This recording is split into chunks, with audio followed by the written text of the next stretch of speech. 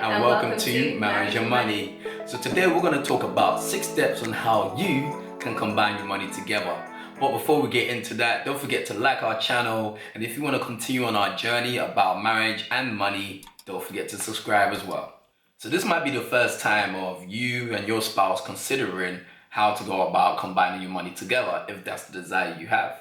One of the first steps is to consider your current financial situation that you are both in individually, because it's really important to understand where both of you are coming from financially and how to go about, all right, where we at currently. So for example, you might be, if you're the husband, carrying some credit cards or some loans, and these are debts which needs to be explained, because it's not nice to be hiding some secrets behind the closet and out of the blues, hopefully it got a lot of interest going on. So it's really important that you discuss your debts.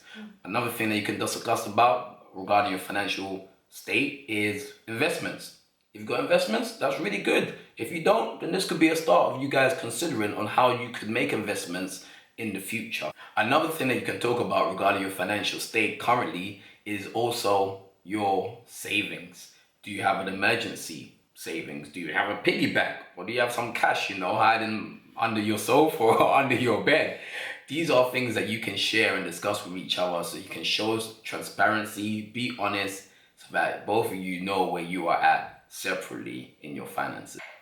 Okay, so the second step would be to open a joint account. The purpose of a joint account is just so that you can both have access to whatever transactions are being carried out in that account, and you can both spend or put money into that account. This was a step that we decided to take just to ensure that we could see all our transactions all in one place, and it made it easier for us to keep our records and just keep an eye to say, okay, this is something, this figure doesn't look right, this looks right, and also so that nobody's bills felt missed out, so we knew that both our needs were being met having it in the joint account, and it's not like, oh, you have your money over there, oh, I need money for this, I forgot, so we just ensure that. And on top of that, something that we took as a step was to change all our direct debits to our joint account, just to make it easier for our transactions to come out of one place. By the way, most banks offer this service, so you can always just walk into the bank, ask them for a joint account application form, and you can easily turn your personal bank account into a joint account, or if you would like to create one, I'm sure they can do it there and then for you, if it's easier for you to just walk into the bank. Well, actually, we're in the midst of Corona. I don't think that's possible, but as in in a normal day-to-day circumstance. Yeah. And probably we can also say that you might be wondering, okay, I want to start and open this joint account now. You can call them up, see what they're saying, or even check on your bank website or the bank website if you don't go to your current bank, and see the instructions and guides that they ask you to follow in order to apply for one. So everything's online these days. Yeah, you got that right.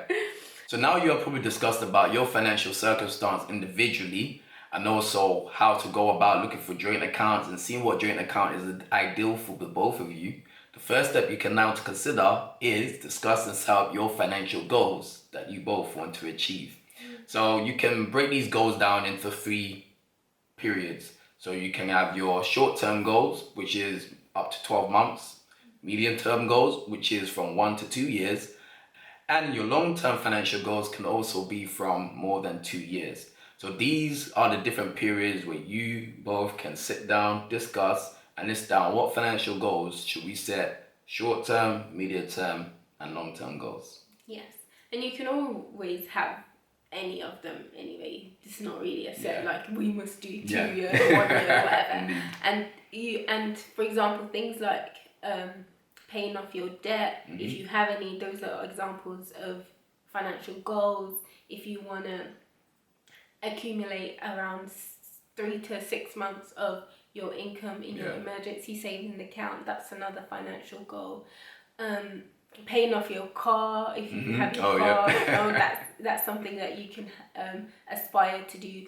If you want to do any renovations around your house to redecorate it and stuff like that, calculate how much roughly that will cost you as a family, and then see, okay, in our budget, how can we save up to get to that point? Yeah, and maybe you want to start saving for your children. Those are financial goals, because everything that we partake in life, most 98% of them, you know, are financially driven. They cost money. so it could be anything. It depends on obviously each individual family and each individual. Even if you're not married, you can still set financial goals for yourself and as an individual, and see the steps that you need to take to achieve them.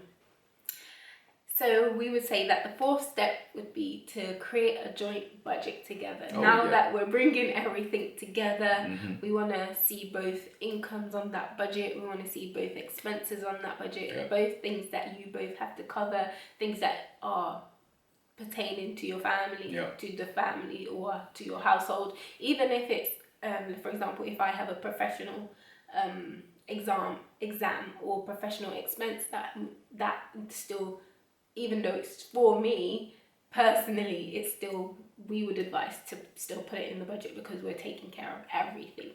So incomes, expenses, savings that you want to achieve. Obviously our previous point was about setting a financial goal. Anything that you set for those goals would then be added into that budget, and just it's flexible. Make it work for both of you. It's not like this is my, you know what I mean? Like every marriage and everyone is different. So make that budget reflect who you are and what you want to achieve as. So the next step is, now you both need to choose a day where you will review your budget. Don't worry, this does not mean that each month you only check your budget once a month. You can check your budget during the week, daily basis, weekly basis, weekend basis.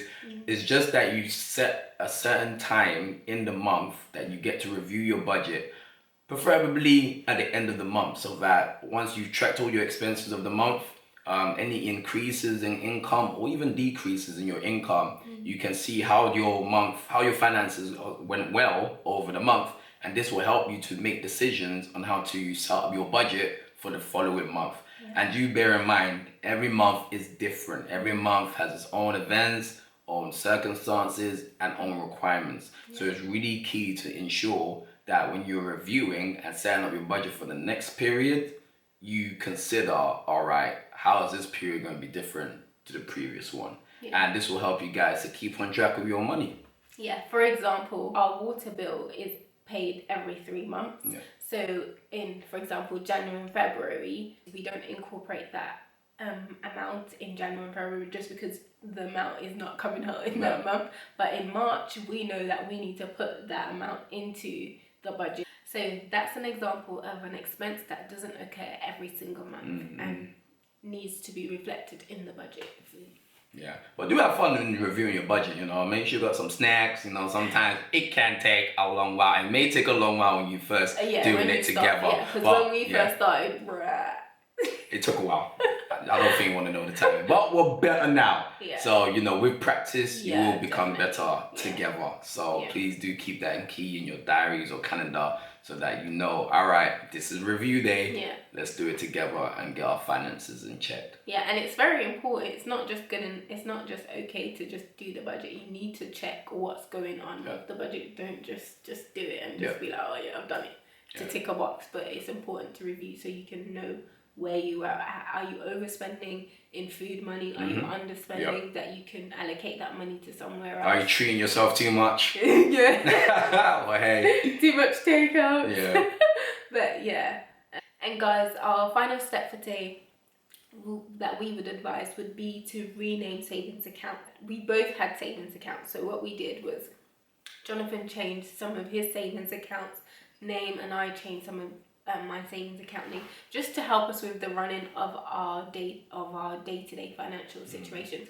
For example, what we did was an old savings account, just a regular everyday savings account. We changed that name to food money, another one to petrol money. So that at the beginning of the month when we get paid, we put the allocated money from our budget into that savings account. So transfer whatever, let's say £50 into petrol savings account, and that money would stay there. So every time we needed to buy petrol, we would take the money directly from that account. Or if we spent it on the credit card, because we already knew that money was allocated there, after that was spent on the credit card, we'll just transfer it from the petrol savings money directly into that credit card. And that's just a way that helps us to maintain our financial situations and expenses that we have on a day-to-day basis. So hope that you've enjoyed this video and taken something from it. If you've incorporated anything that that we've shared today, let us know your thoughts, how it's working for you. And even if you're not married, these are still things that you can incorporate in. We hope to see you on our next video. Bye guys. See ya. Take care.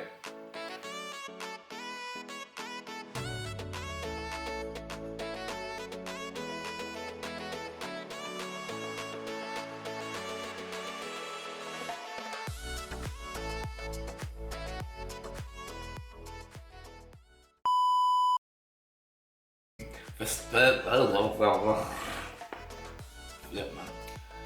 Why is this all of emotions? Ah!